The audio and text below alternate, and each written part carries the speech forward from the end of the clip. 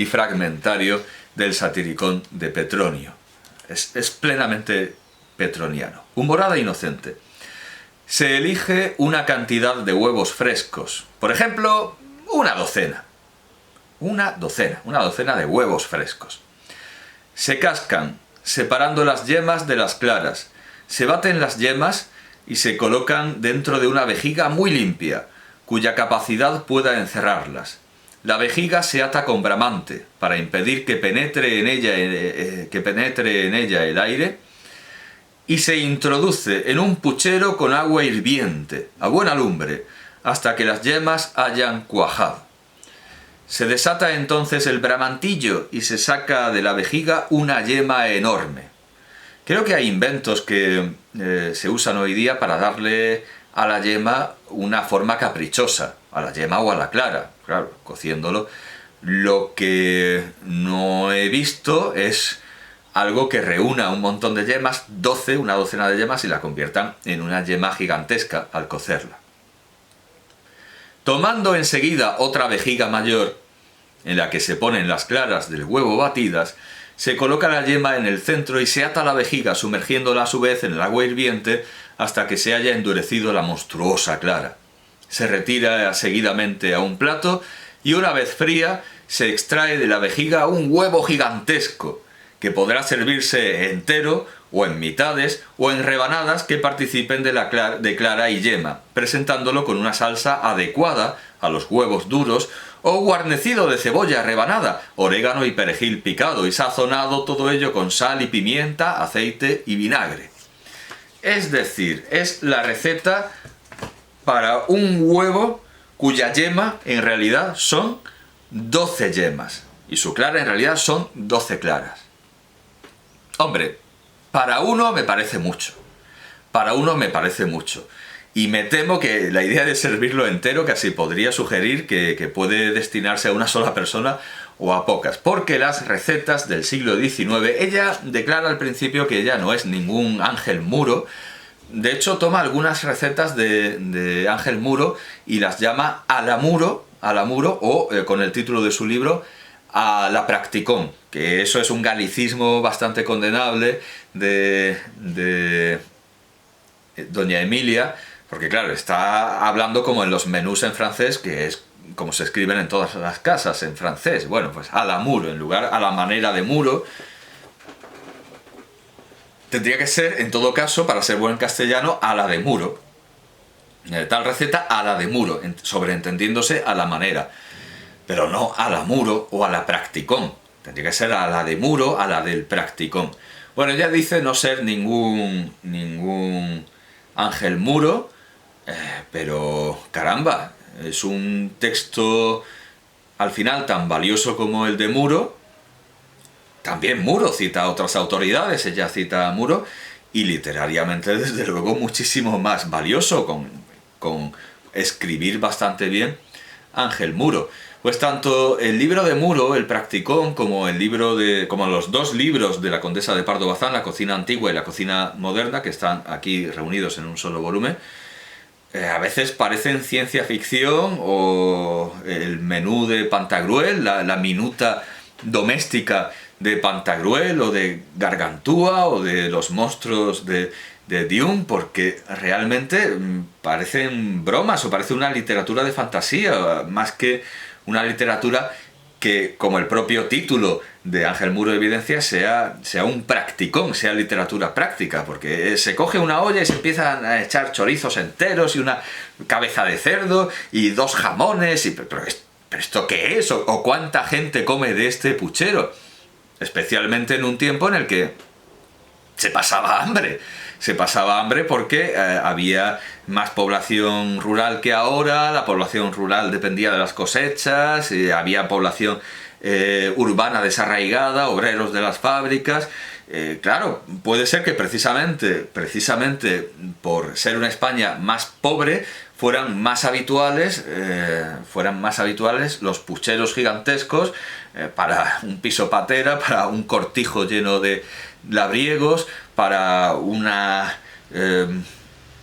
bueno, no sé dónde vivían los obreros más allá de esas casas ideales como las que diseñaba Gaudí al modelo de de Owen, pero bueno, pues yo qué sé, obreros que viven en pensiones, claro, sí, pensiones, donde un solo puchero da de comer a todos los huéspedes. Puede ser que precisamente nos horrorice ver esos derroches y esas carnalidades casi concupiscentes en la cocina, en los libros de cocina del siglo XIX, pero claro, tenemos que tener en cuenta que efectivamente, por ser una España más pobre, los pucheros colectivos eran más habituales. Y en cuanto a los ricos, siempre han comido como cerdos, siempre han tenido una mesa muy abundante con decenas de platos, y yo no sé si se los comían todos, pero bueno, el famoso, lo que se decía en la película del Señor de la Salle, protagonizada por Mel Ferrer, a propósito de las austeridades que hacía el buen rey Luis XIV porque estaban en guerra, que como estaban en guerra había reducido su menú a solo 14 platos o solo a 12 platos, no recuerdo cómo. Bueno, para un lector moderno estos libros de cocina suponen un auténtico escándalo y pero ¿de qué está hablando? Y en ese espíritu pantagruélico, gargantuesco del exceso está ese huevo petroniano, ese huevo que podría haber hecho Trimalción en el Satiricón, ese huevo de 12 yemas. Es un huevo gigante, un huevo falso, un huevo facticio, hecho con huevo de verdad, pero que evidentemente no hay animal que haya puesto semejante óvulo. Bueno, esto en cuanto a la fantasía y a lo literario que hay en esta obra, que nace con propósito práctico, eminentemente práctico.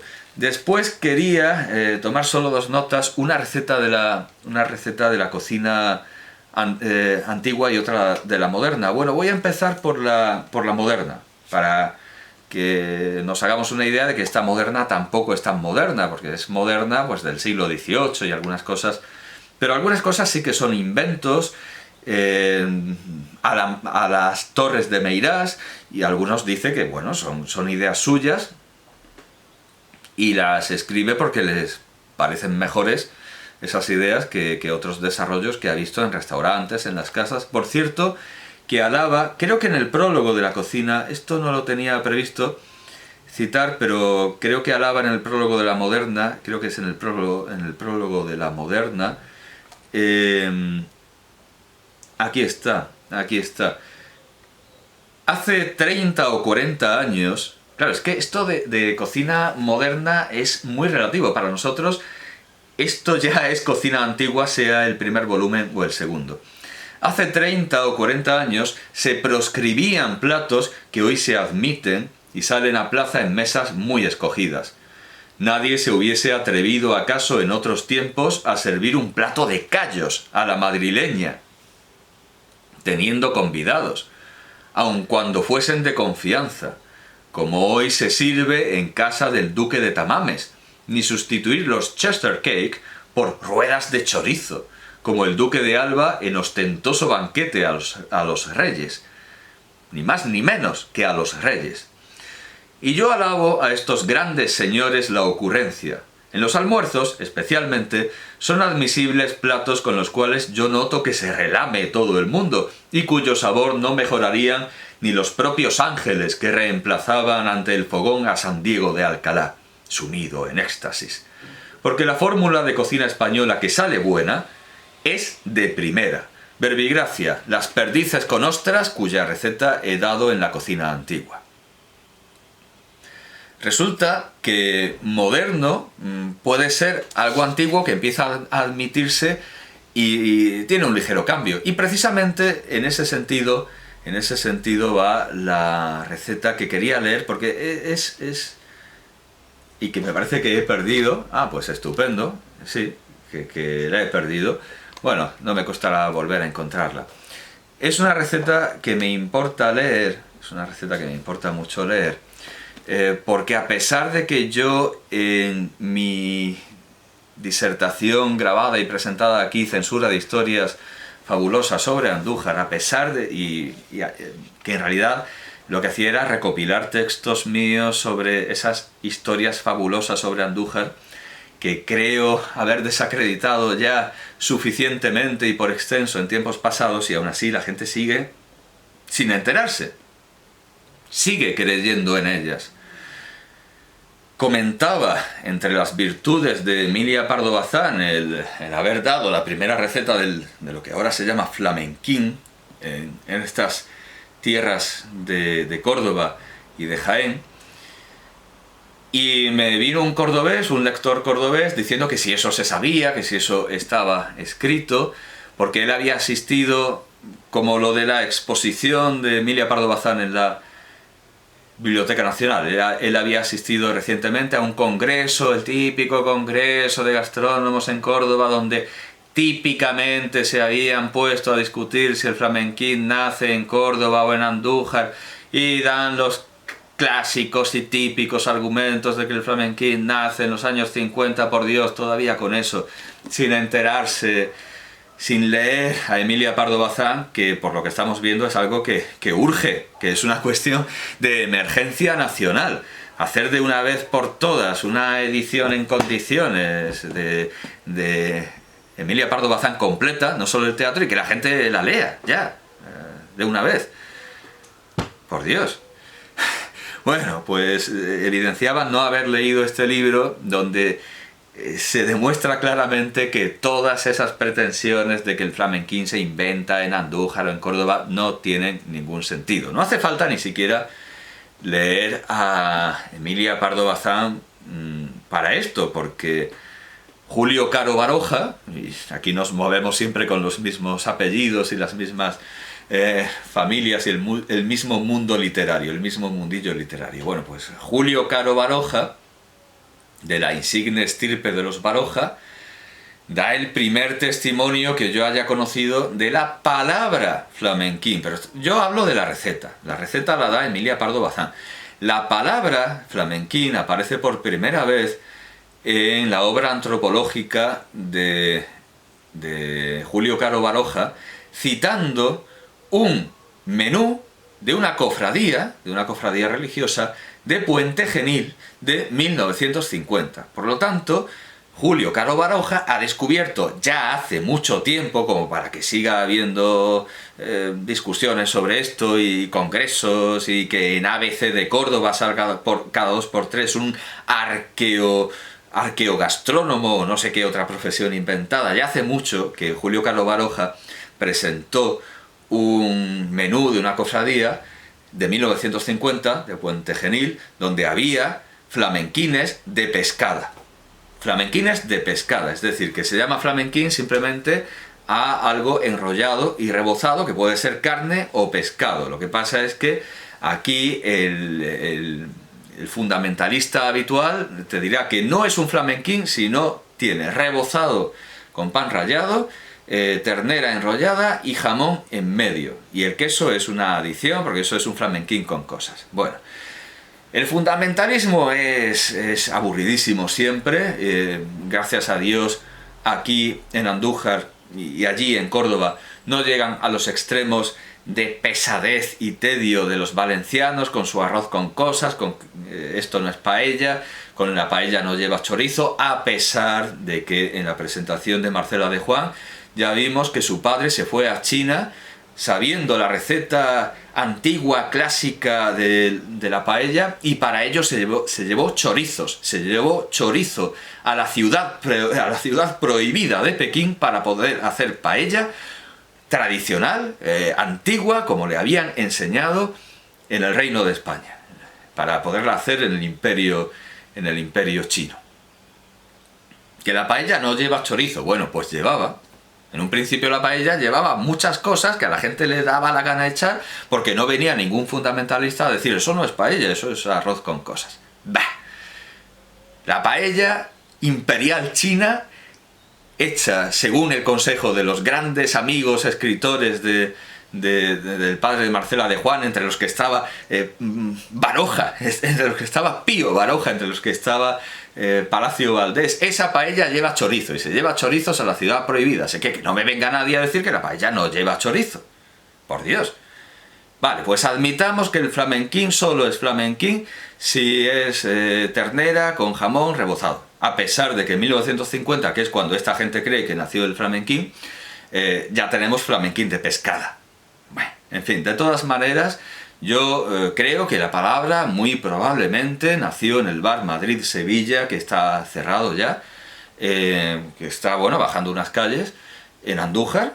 Allí nació la palabra. Yo creo que es lo más razonable, porque allí iban cantadores de flamenco, iba hasta Camarón. Allí había espectáculo de flamenco, entonces el nombre viene de flamenco. Viene de flamenco porque es algo que se hace en un bar donde hay cante, donde hay cantadores y bailadores flamencos. Pero eso es la palabra flamenquín. Ahora, el absurdo que he leído miles de veces. Se llaman flamenquines en referencia, en alusión a los flamencos que vinieron con Carlos V, debido a lo rubio de... ¿A lo rubio de qué? ¿Del flamenquín? Si el flamenquín es marrón, se parece un truño. ¿Qué va a ser dorado el flamenquín? Por muy dorado que esté, por muy claro que salga el flamenquín, que es lo ideal, no que salga renegrido, por muy claro que esté el flamenquín, en la vida se va a parecer al pelo de Rembrandt o al pelo de Van Dyck en un autorretrato. O sea, yo cojo un autorretrato de Van Dyck con esos bucles rubios, eso es un flamenco, ¿verdad? Un flamenco rubio de verdad. Y cojo un flamenquín, una cosa fálica, morena y requemada. En la vida va a venir flamenquín de flamenco, y por lo rubio, pero no tiene ningún sentido, Ahí se cantaba flamenco y de ahí viene la palabra. Bueno, y aquí tengo la receta, En la cocina moderna, en la sección fritos, vamos a ver, no es fácil, lo he perdido, me he quedado solo con la de la cocina antigua, pero venga, me voy al índice del principio, que es donde está el orden original del libro. Al final hay un índice alfabético de las recetas. Bueno, pues en el libro segundo, Cocina Española Moderna, caldos, sopas, purés, platos de huevos, fritos, aquí están, fritos. Página 249, pues me voy a los fritos de doña Emilia Pardo. Esto es un libro que yo no entiendo, no los cocineros, porque ya digo que esto puede parecerles más bien ciencia ficción. Huevos gigantes, huevos de dinosaurio, pucheros con 5 chorizos y 2 jamones, puede parecerles ciencia ficción. Los cocineros a lo mejor no hallarán tanto provecho en este libro, aunque sí muy buenas ideas. Los cocineros tienen que leerlo. Esto es un libro que tienen que leer los cocineros, porque hay muchísimas buenas ideas de presentación, de todo. Doña Emilia Pardo Bazán entendía de cocina, no solo de comer, sino también de cocinar. No era una condesa sibarita que simplemente señalara a las cocinas. No, ella sabía cocinar, sabía de cocina. Bueno, claro, porque no siempre fue condesa. El título de condesa además le costó que se lo reconociera. Bueno, vamos a ver, no fue una grande de España con grandes tierras no, fue una aristócrata modesta, fue una noble modesta. Bueno, los fritos, 249 había dicho, pero una aristócrata, por supuesto. Una auténtica señora que, claro, hoy en comparación, aunque tecnológicamente la vida sea mucho más compleja, bueno, el señorío lo hacía notar. Aun con medios menores a los que tiene hoy cualquier proletario. Las croquetas, no, otro frito más. Vamos a ver, estoy en fritos, en la cocina moderna. Aquí es, los fritos. Las pastas de freír, a donde tendremos que venir luego. Las croquetas. Y aquí está, espirales de ternera. Claro, esta es la receta del flamenquín, pero no lo llama flamenquín porque eso efectivamente sí que puede venir del bar Madrid-Sevilla. Pero es el nombre lo que sale ahí. La receta está aquí. Esto es lo que ahora se conoce como flamenquín. Espirales de ternera, algo mucho más científico. Se cortan tiras de carne de ternera, lo más largas posible, y se enroscan en espiral, poniéndoles en medio un trocito delgado de caña. Claro, a lo que se mete es una lista de jamón, una tira de jamón, que es a lo mejor lo que inventó el Madrid-Sevilla, pero ya digo que flamenquines los hay de pescada. en 1950. No creo que el flamenquín de pescada tuviera como aglutinante, como eje, un trozo de jamón. Bueno, podría ser. Mar y montaña. No seré yo el que lo niegue, ni seré yo el fundamentalista que diga que no. Pues a lo mejor, yo qué sé. Porque tenemos el menú, pero no la receta. Sabemos que en 1950 era algo normal y que entendía todo el mundo la idea de flamenquín de pescada. Bueno, entonces, una caña para enrollar. Claro, podría ser algo de comer, esto es lo que le falta a doña Emilia. Podría tener dentro algo que no solo fuera un elemento estructural, sino también un elemento nutritivo. Poniéndoles en medio un trocito delgado de caña, rociándolas con zumo de limón y espolvoreándolas de sal fina.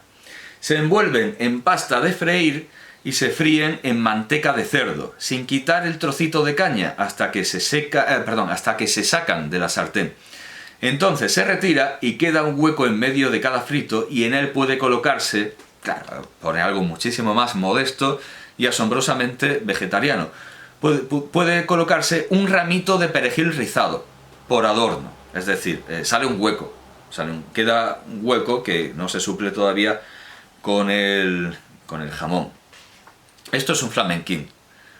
Esto es un flamenquín tal como entendemos que debía serlo en los años de 1950 por lo del flamenquín de pescada. Un flamenquín es simplemente algo enrollado, que puede ser carne o pescado, y rebozado, que es algo muy importante que lo diferencia de una receta que está en la cocina antigua y que esto forma parte no de una innovación, sino que si la Pardo Bazán dice que es cocina antigua, es cocina antigua, que es precisamente lo que tenía señalado. La condesa de Pardo Bazán dice que no va a repetir en la cocina moderna ninguna receta de la antigua, aunque ciertamente esto puede considerarse como una variación o ampliación.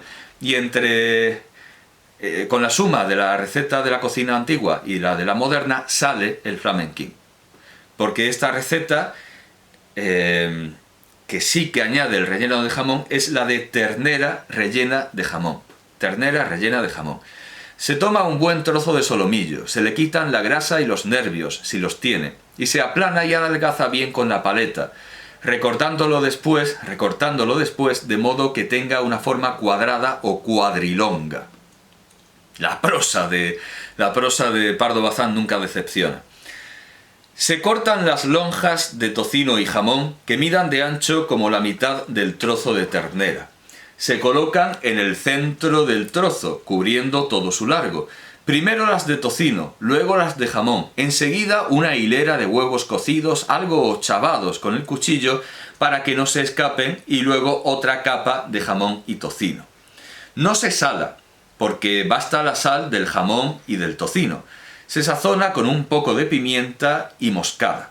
Luego, con maña y cuidado, se hace un cilindro en el que la carne envuelva a las lonjas y a los huevos y se ata delicadamente con un bramantillo que se tendrá cuidado de quitar cuando el plato vaya a la mesa. Es decir, aquí el elemento estructural no es una caña, sino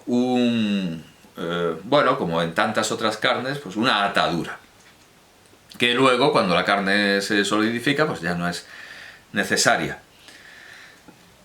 Se asa como en la fórmula anterior, que es la de la ternera asada a la española. Es decir, esto no es un frito, por lo tanto, no es lo que ahora conocemos como un flamenquín, pero es la preparación del flamenquín. La única diferencia es el añadido que aparece en el libro siguiente, que es la cocina moderna, que es lo de rebozar y freír. Rebozar y freír. Pero claro, como digo, ella dice que no va a repetir ninguna receta. Teniendo a la vista las dos recetas, es muy fácil la idea de que esa ternera enrollada, como lo está la ternera rellena de jamón, puede estar rellena de jamón. No tiene más complicación derivar de aquí la receta del flamenquín por mero desarrollo. Luego, con maña y cuidado, sí, que el bramante se quita en la mesa. No hay nada, no es un cilindro sadomasoquista atado, no es como estas artes japonesas, no es no es un flamenquín shibari, no es una carne de shibari, aparece sin las ataduras. Pero esto es importante, se asa como en la fórmula anterior, pero en marmita. Pueden sustituirse los huevos, es decir, no hacen los huevos son un elemento prescindible. La ternera y el jamón es lo fundamental en esta receta. Ya hemos dicho que otros añaden el queso a lo que ahora se conoce como flamenquín. Pueden sustituirse los huevos con aceitunas deshuesadas y aliñadas. O sea, es un elemento complementario, suplementario. Es un plato que está mejor en fiambre y se usa mucho para cacerías y meriendas de campo. Es decir, es un plato enteramente tradicional. Ese rollo, ese cilindro de carne de ternera con jamón es algo que los nobles y el pueblo han estado haciendo en España desde tiempos quizá inmemoriales. La condesa Pardo Bazán lo incluye en la cocina española. Y luego la idea de rebozar un rollo de carne de ternera es cocina moderna, es algo nuevo, pero es algo nuevo a principios del siglo XX, o sea, ya es antiguo, y desde luego muy anterior a ese 1950 fundacional, que se supone que es el año de la creación ex nihilo del flamenquín, cuando ya en 1950 ya existía el flamenquín de pescada que se consumía en cofradías, en Puente Genil, según el testimonio de Julio Caro Baroja. Me parece asombroso que una autora que sale en los libros de texto, una autora canónica como Pardo Bazán, dé la solución a ese problema irresoluto para tantos del flamenquín y nadie se haya dado cuenta. ¿Por qué? Porque no se lee a la condesa de Pardo Bazán, lo cual me parece una tragedia nacional. Por cierto, para ahondar, no he terminado la receta, para ahondar en los parecidos, alguien dirá, lo de la pasta de freír, el flamenquín se fríe con huevo y pan rallado, con un rebozado de huevo y pan rallado, que aquí en este libro por supuesto sale, aquí se conoce ese rebozado de huevo con pan rallado. Pero en general lo que se prefiere es una pasta de freír como de empanada. Pero esto es un condicionante de la época, como lo de freír con manteca en lugar de con aceite. Sobre todo en Galicia, sobre todo en la tierra que ha conocido Emilia Pardo Bazán y en los cocineros que vienen de Francia, lo normal es freír con manteca en lugar de con aceite, como hacemos en Andalucía y como algunos nutriólogos y bromatólogos recomiendan ahora, porque si el colesterol, etc. Bueno, nosotros freímos con aceite. La condesa de Pardo Bazán freía con manteca y buena parte de la cocina tradicional española en general fríe con manteca, claro, según la región. Bueno, lo de la pasta de freír, que alguien me dirá, es que no es rebozado con queso. Bueno, pues leyendo la pasta para freír, leyendo la receta general de la pasta para freír, porque luego hay más variadas, verá lo inane de su objeción. Vamos a ver. Ah, sí, este es el alfabético. Simplemente tengo que buscar nabos a la golosa, nirvana, otra humorada de doña Emilia, el nirvana, nudos de merluza, obleas de hígado de cerdo, olla a la española según Buffet, olla podrida, hoyomoles empapelados, ostiones en pepitoria, ostras a la americana, ostras al natural. Bueno, ¿qué estaba buscando? La P de pasta. Pero claro, es que es tan suculenta la prosa de Emilia Pardo Bazán. Pargo en costra, pasta amarilla de abuñolar, pasta blanca de encapotar, pasta de empanadillas, pasta de freír. Aquí está, la receta general de pasta de freír, 365, que es una pasta más pastosa que el rebozado de huevo y pan rallado. Pasta de freír, 365. Claro, mientras no editen la crítica completa, pues disfrutamos de lo que sí está completo, que es la cocina y el teatro. 300, y como ya me he cansado vamos al placer, a la andorga, vamos a la cocina directamente. El teatro quizá otro día. Pasta de freír, que por cierto aquí freír viene en minúscula y no tiene tilde. No sé si es que los euskaldunes tienen licencia para no poner tildes, no lo sé. Bueno, pero en general es una edición que realmente me encanta tener. Es algo que quería tener desde hace largo tiempo. y la edición pues es bastante moderna, ya lo digo, 2016. Pasta de freír. Pónganse en una tartera